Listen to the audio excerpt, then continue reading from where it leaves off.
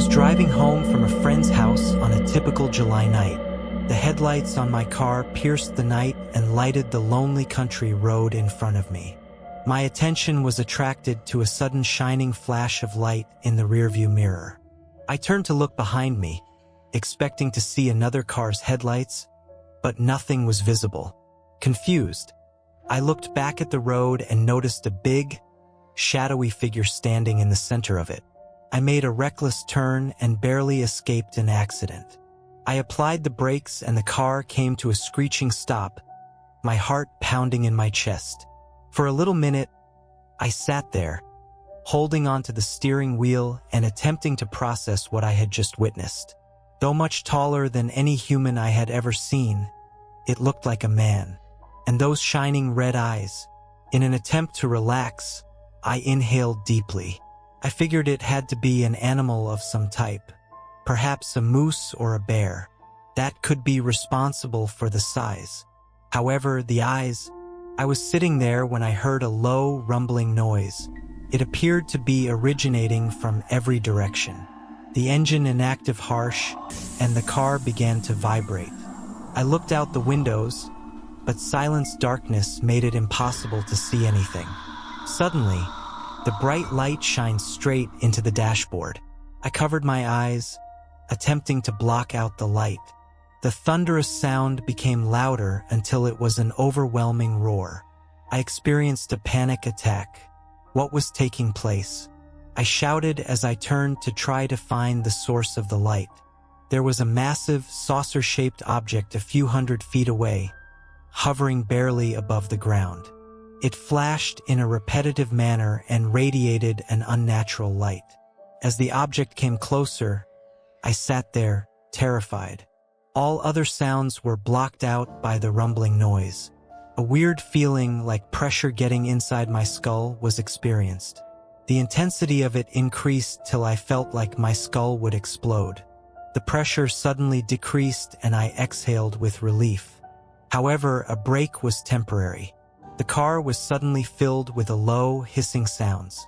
I turned around to find a door coming out of the side of the object in question. A dark figure against the light emerged. As I saw the figure move in the direction of the car, I screamed. It had long arms that ended in hands with claws, and it was slim and tall. The face, with its big almond-shaped eyes shining with a supernatural light, was a nightmare come true. I tried to start the car, but the engine wouldn't turn over. The creature stretched its hand, grabbing the door handle with its claws. I let out another scream and forcefully pressed down on the pedals, but the car remained in being motionless. With a squeak, the door opened, and a foul-smelling, cold breath swept over me. With a hiss of its own, the thing spoke to me, and I understood, horrified. The voice echoed in my head like a radio that was turned slightly out of tune, and its mouth moved in a strange, swallowing motion. "Human, you will come with us." Once more, I let forth a scream, a raw, wild noise. Trying to escape, I crawled across the seat, but the thing reached in and wrapped its claws around my right ankle. I kicked out, connecting with something solid, and the grip released. I grabbed the chance and hurled myself out of the car, hitting hard on the ground. With a rush of adrenaline, I scrambled to my feet. The creature followed me, its glowing eyes locked onto mine. I quickly jumped onto a main road, emerging from the trees. A car was coming near, its headlights piercing the darkness of the night. I waved my arms, screamed, and ran in the direction of the approaching car. A man looked out the window as the car screeched to a stop. His expression was one of worry as he asked, "Are you okay?" I passed out and hit the floor, unable to breathe.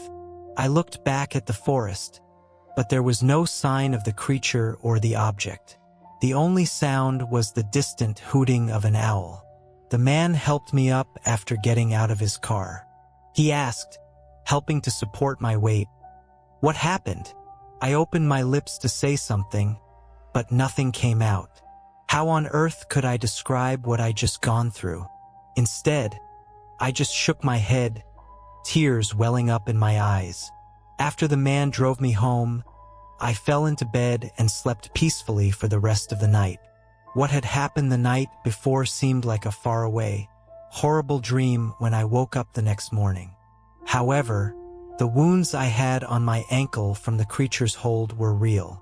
I never drove alone on that lonely countryside road again after that night. Instead, I always took the longer route home. There is still a doom in the forest that I cannot explain, and I have no doubt that something exists there in the shadows, watching.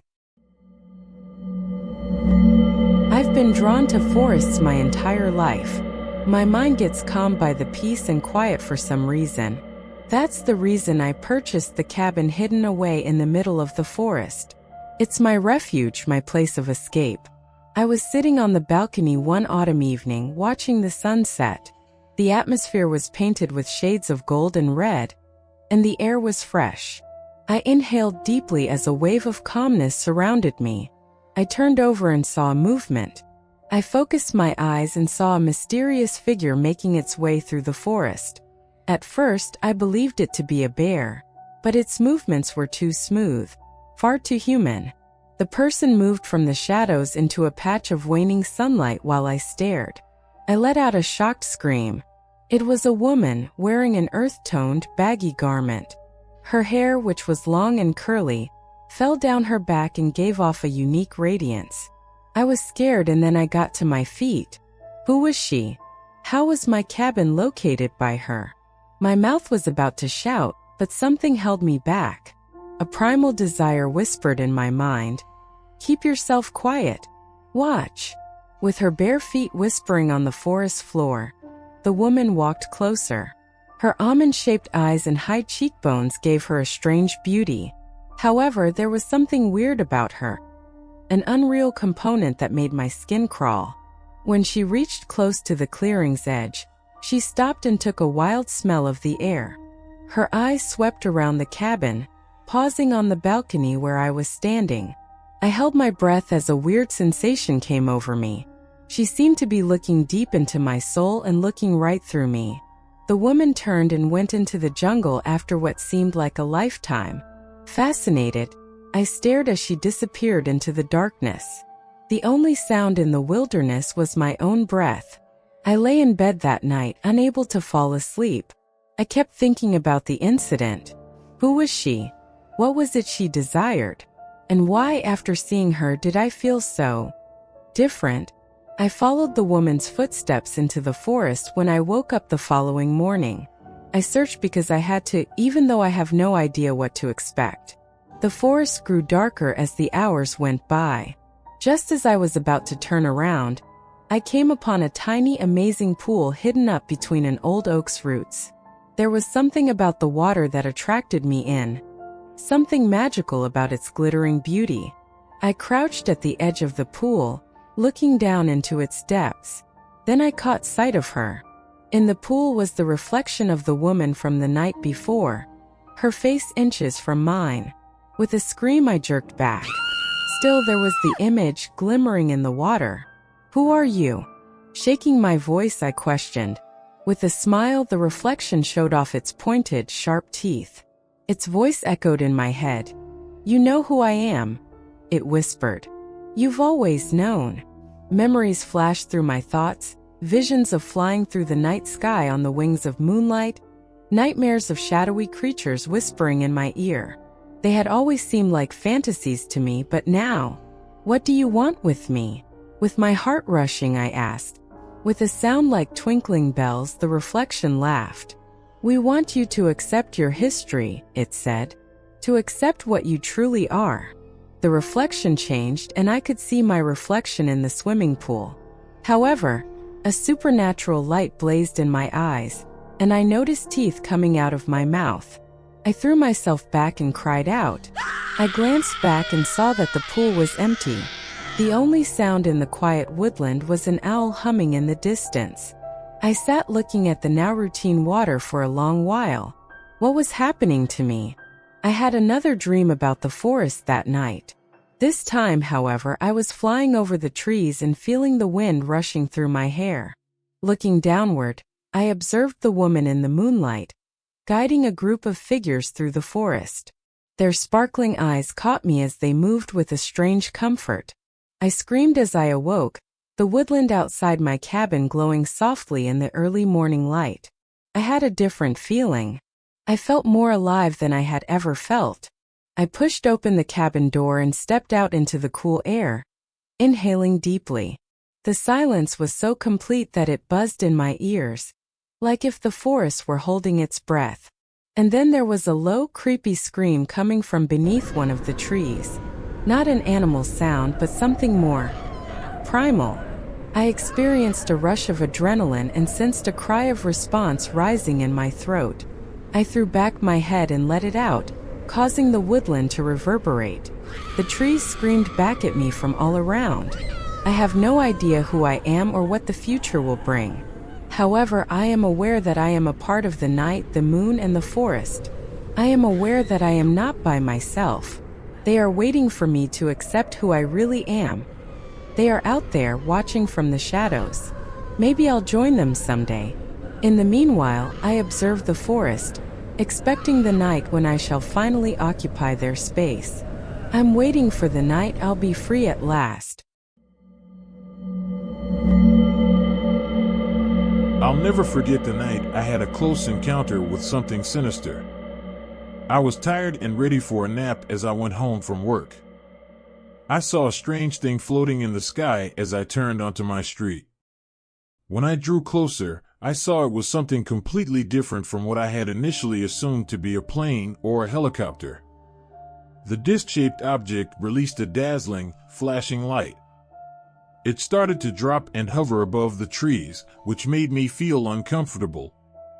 Heart-pounding, I pulled over and watched in terror as it fell into the field next to me. I saw it at that point. A tall, strong creature stepped from a ship. His eyes was burning like coal. It moved towards me with a strange walk, and I was overcome with terrible horror at its appearance. I tried to start the car, but it was dead. I was trapped. With eyes that burned with an intensity that seemed supernatural, the figure floated over me. I screamed as a chilly, clammy hand grabbed my upper arm. Before I knew it, I was back in my car and sped out of the area. I kept going till I was exhausted and miles away.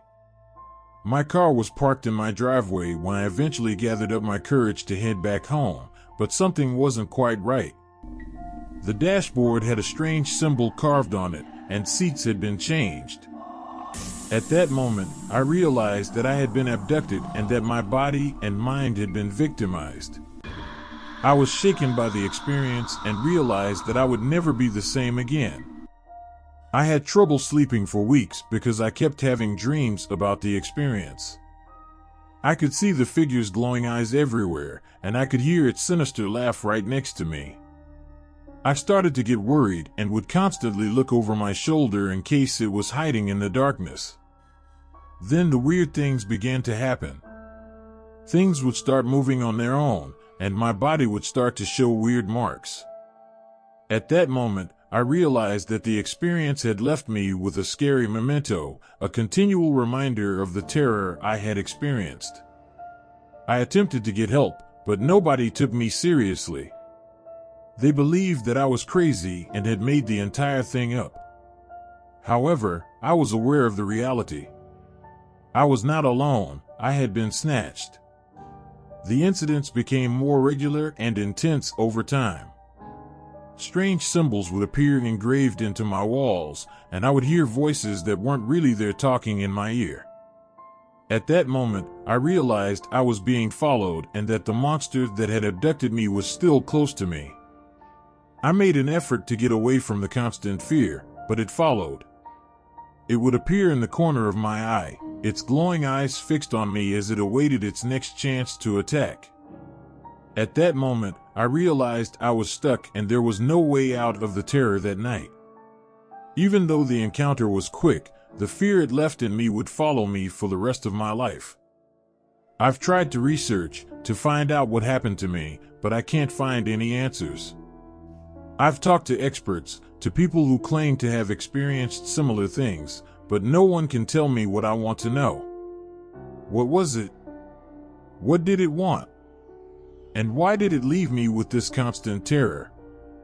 The questions swirl in my head, taunting me, but I know I'll never find the answers.